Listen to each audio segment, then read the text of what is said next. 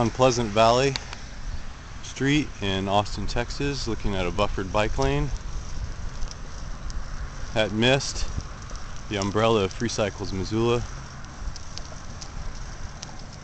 We think buffered bike lanes have a strong role to play in the transportation system on busier roads. Makes people on bikes feel more comfortable and safe.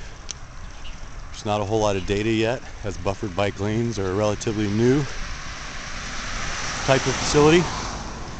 It can be a good alternative to a cycle track. If this was a cycle track, there would be a hard curb or more of a physical separation than just a painted line.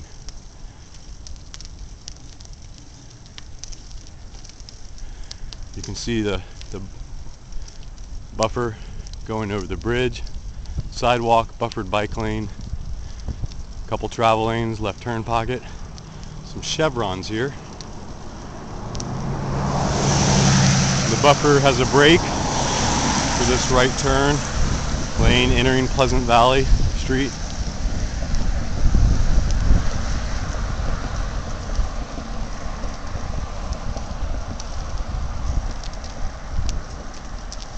This buffered bike lane, counting this concrete gutter pan, looks to be about 7 feet and a 3.5, maybe a 4-foot buffer, maybe a little wider.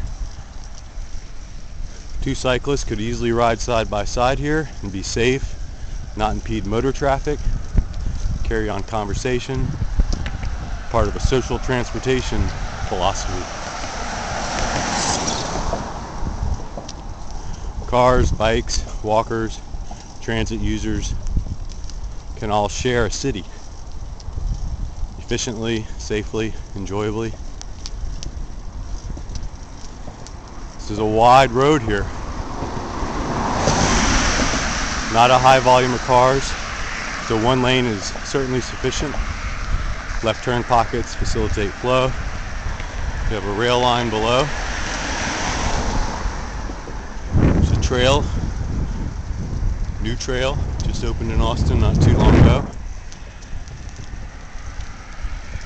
For people on bikes, the combination of off-road trails, on-street bike facilities makes for great riding. The on-street facilities, if it's a neighborhood, generally you don't need anything, or you can make a neighborhood greenway, as Portland is pioneering. It's bicycle priority on neighborhood streets with signage and facility design which physically limits cut-through motor traffic. Off the local or neighborhood streets on collectors or arterials, you would tend to want a bike lane or cycle track. It's a bike lane, if there's enough space, having this buffer facilitates more people riding, and the ones that do ride to feel safer.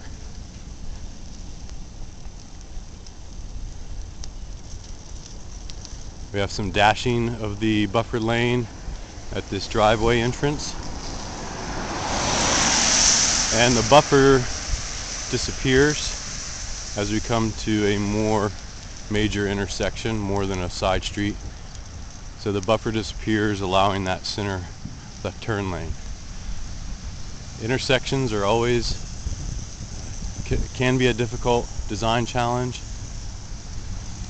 It's where probably 90% of urban bike car crashes happen.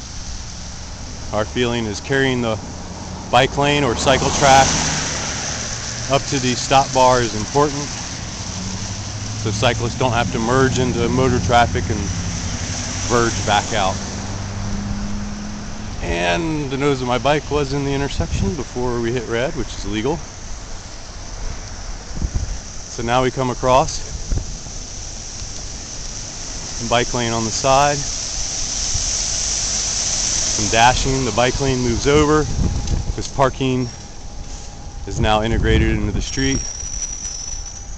So on this other side, parking was removed for a bike lane there. And we have a wider bike lane out of the door zone. Very important. If this red truck's door flew open and I was going at speed, I could move over Avoid the door and not be in the travel lane.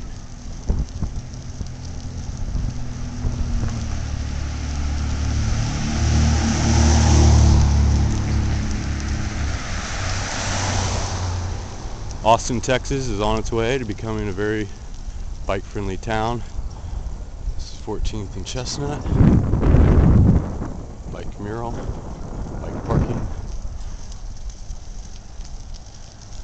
Get in touch with us at strans.org if you have ideas or thoughts about making cities more friendly for people on bikes.